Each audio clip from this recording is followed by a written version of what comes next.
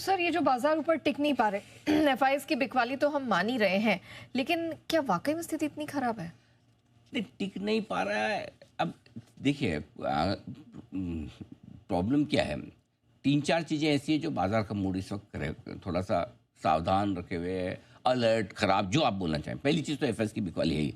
कोई भी लेवल से इतने लंबे समय तक मैंने लाइफ में एफआईएस को इंडेक्स फ्यूचर्स पे इतनी कम पोजीशन पे कभी नहीं देखा। लगभग लगभग आप देखो पूरा एक महीना पीछे का, अगस्त का और सितंबर भी, वो 10% के नीचे लगा।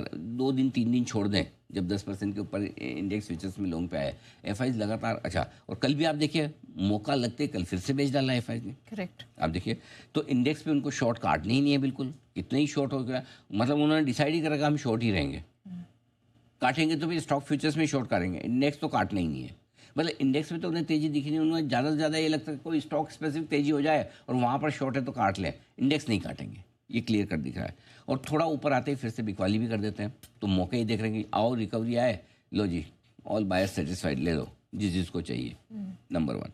नंबर 2, अब इस तरह के माहौल में जो ट्रेडर्स फंसे हुए हैं, जो इन्वेस्टर फंसे हैं, वो भी क्या करते हैं, अरे यार भाव आया, चलो निकलो, छोड़ो, ख़त्म करो, बड़ी मुश्किल से ऊपर आया है मार्केट। तो उनका भी बजाय खरीदने का बेचने का मन ज़्यादा होता है कि निकलूँ निकलूँ निकलूँ। और वैसे भी रिटेल की तो टेंडेंसी वही है कि जब तक पुरानी पोजीशन से ना निकले, नहीं लेने की न तो इच्छा होती है, न हिम्मत होती है, न जगह होती है। करेक्ट। ठीक है, कुछ खाली हो तो कुछ भरें, राइट।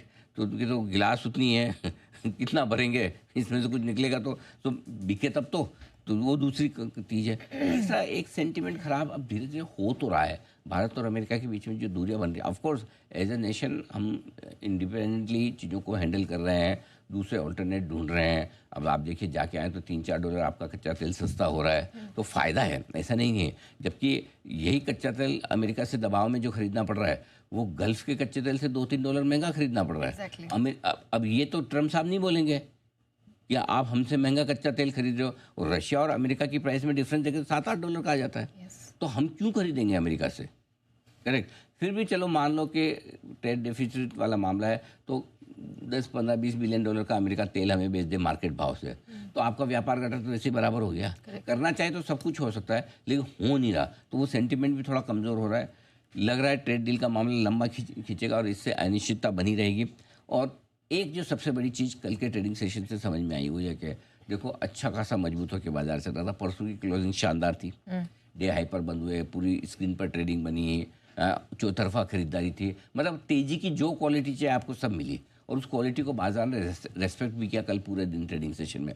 लेकिन जैसे 1:30 के बाद जो एकदम जोर से घटे, या 2 बजे के बाद जो भी है, ये बिकवाली पर है। क्योंकि अगर आपके पास गिरने का कोई कारण हो, वजह हो, रीज़न हो, ट्रिगर हो, और आप गिर जाएं तो अच्छी बात है, कोई बात नहीं, गिर सकते हैं, गिरने में कोई बड़ी बात थोड़ी कि नहीं गिर सकते। लेकिन जिस स्पीड से बाजार गिर रहे हैं एकदम तेज़ी से और बिना कारण, उसमें फिर लोगों को डर लगता है। अब कल वो एक्सपायरी के कारण रहे हों कि जिस वजह, अब कल मुझे बताओ 24,700 750 पे जिस मजबूती से निफ्टी खड़ा है, कौन बोल सकता है कि अगले 1 घंटा छोड़ो आधा घंटे में 200 पॉइंट निकल जाएगा? करेक्ट। अब वो एक तो मन में लोगों को डर भी रहता है कि पहले जिस तरह की वॉलेटिलिटी होती थी जेन स्ट्रीट के ज़माने में, फिर वो डर लेता है। तो कुल मिला के इस तरह की जब बिकवाली होती है तो खरीदने वाला ज़्यादा डरता है, बेचने वाला फिर भी कम, खरीदने वाला ज़्यादा। तो ये सारे कारण हैं जिस वजह से ऊपर टिक नहीं पा रहे हैं मार्केट।